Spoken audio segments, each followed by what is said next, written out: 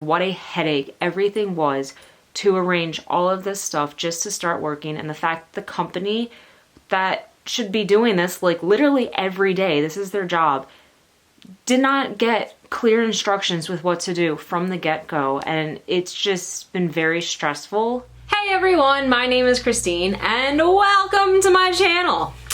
I am a physical therapist, and last year I decided to pull the trigger and quit my full-time job and become a travel physical therapist. Now, in this video, I'm going to talk about one of the problems I had at the start of my first travel contract, which was last year and is now already over and I'm already back home. One of the problems of travel therapy is that your contract might get delayed or cut short or completely canceled. There's a whole lot of things that can go on, and I actually just finished filming a video as to some of the disadvantages of doing travel therapy. So if you want to check that out, I will link that up above or in the description down below. This video is specifically on what happened to me with my first contract and why did it get delayed and what was the end outcome. I recorded at the time what happened so I could still feel the real emotions of the time. I'm gonna make a video, and so I'm gonna put together the video now because sometimes it's nice to just hear firsthand experiences of problems that can occur and the ultimate victory after them. It wasn't a huge problem, but it was a problem. I was very frustrated at the time, but without further ado, here is my past self talking about this issue and what happened with my contract and why it got delayed. So here we go. Alrighty, so it's the night before the first day of my first travel PT contract job, and I don't have my first day instructions, and I didn't even know that was a thing because I am new to travel therapy. I am going to talk about in more detail what happened with the start of my contract, which I would say is a disadvantage of travel, but a possible advantage. I don't know what's going to happen as of right now, but again, by the time this video is posted, it's likely going to be in March of 2020. Wow, that feels weird to say. So I will be done with this contract, and yeah, I can link up above somewhere, one of these two sides, my week one vlog, so you can maybe have some more reference as to what I'm talking about. But I didn't want to go into details until I was done with my contract.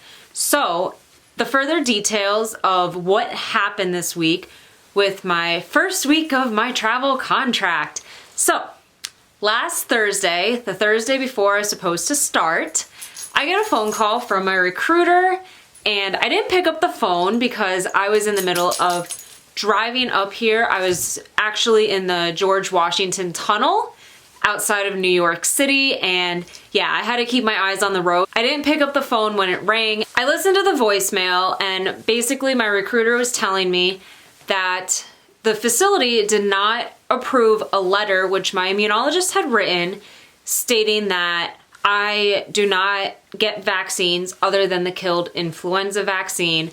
I think it's the state of Massachusetts, I don't think it was the particular facility, but the state requires all healthcare workers to get the Tdap vaccine, which, because of my primary immune deficiency and the medication that I'm on, I do not need to get the Tdap vaccine because I'm already covered through my immune globulin treatment.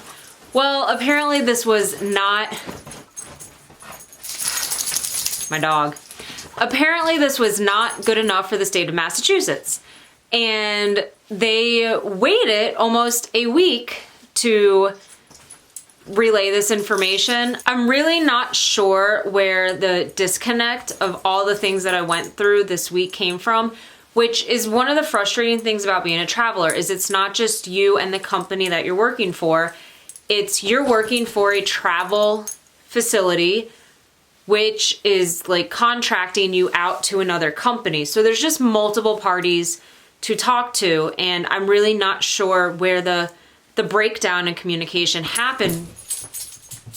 I'm not playing the blame game with this because I just don't know really what happened. But I got that phone call, and in the phone call, my recruiter said I would delay any potential travel plans you have, which I'm not sure when she thought I was traveling up to Massachusetts because I was from Florida, and this was the Thursday before, and yeah, it's like a 23-hour drive if you were to drive it straight, and nobody can drive for 23 hours straight, so it's obviously a multiple day event. I didn't get to talk to her until the next day, and then the next day it was like a whole other story where they said now the facility wanted to repeat my entire medical screen and my entire drug screening on Monday when I started work, even though I had already done this through the travel facility, which is fine, whatever, you want to repeat all that stuff on me, cool.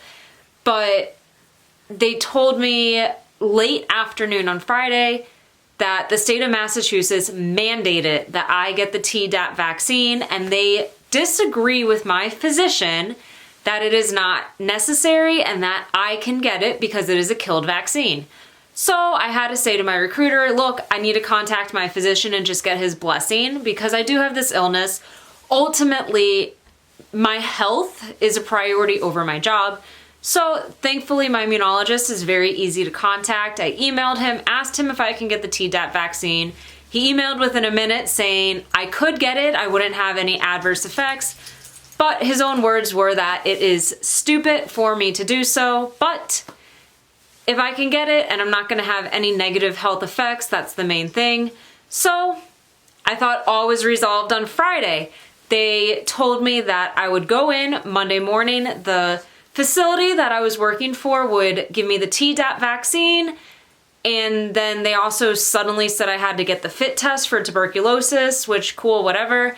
They said I would do that Monday morning and I would be good to work, go do that in the morning, then go to the facility, and I would be good to go. They wrote me that in an email, and then they sent me an authorization form for this stuff to go do it somewhere in Connecticut. And I'm like, wait a minute, am I doing this in Massachusetts or am I doing this in Connecticut? I was really confused, but at the end of Friday, it all got resolved that I would just go to the place in Massachusetts in the morning and I would be good to work after that was done. So I go and do that and I report to the facility and I find out that they're waiting for a background check for me, which was complete news to me. Nobody had mentioned this pending background check, but I was told not to worry, it takes maximum 1 day to do and I should definitely be cleared by Wednesday. So I go home on Monday and then I was told maybe I can go in Tuesday afternoon and they would figure out my hours for the week and I might be able to work longer hours on Wednesday, Thursday, and Friday. And yeah, so come end day Monday, I was definitely not cleared for Tuesday. Tuesday, it was kind of similar story. Maybe you'll be able to go in Wednesday afternoon. And then on Wednesday, they told me that the check may take up to 2 weeks to process. And the facility decided they wanted to do this background check on me the Thursday before my start date, despite getting all of the paperwork almost 2 weeks, let's say a week and a half prior to that date. And the fact that the travel facility had already done the same background check on me and provided this facility with the results, but the facility wanted their own background check. They didn't accept the background check that my travel company had done, even though it was the same background check. So every day was in a limbo of when am I starting work? I was really annoyed and frustrated the entire week because, I mean, I had really been anticipating that week's pay. I had spent a lot of money moving up here and I was getting a little paranoid that the facility would never approve me to work and that I just spent all this money coming up here. I moved into this place in Massachusetts and I'm not even gonna have a job. I'm not gonna have anything. But I did eventually get approved and I'm not sure, as of recording this video, I'm not sure how the pay is gonna work out. They have not told me yet if I'm still gonna get paid for a 40-hour week, despite the fact that I did not work for 40 hours, or what is gonna happen. So if I do end up getting paid for a 40-hour week, I guess this is a bonus, but as of recording this, I just don't know what's gonna happen. Yeah, that was really, really frustrating that there was this delay and it had nothing to do with my end, and I was communicated everything up to this point that all was fine and all was on track, and they, in my opinion, waited very last minute to tell me that there was issues. Like, I would have appreciated it if they told me earlier on, and I could have maybe stayed with my family that I visited on the way longer, or just made other plans, but they waited until I was practically already in the place that I was supposed to live. And yeah, it really left a bad taste in my mouth for travel as a whole, and has really made me question if I want to continue travel from this point. All right, guys, so that was what happened with my last travel contract. It did end up on a happy note, and my contract did not completely get canceled, thankfully. I was so worried at the time. I was like in this mindset of like, the worst is gonna happen, the worst is gonna happen, the worst is gonna happen. And it didn't happen. I did finally get cleared to work on the Thursday of my first week. I ended up working like 10 hours that week. And in the end of the day, I got paid for a 30-hour work week, so I didn't get my full week's pay, but I did get more pay than I actually ended up working, so I guess it worked out in the long run.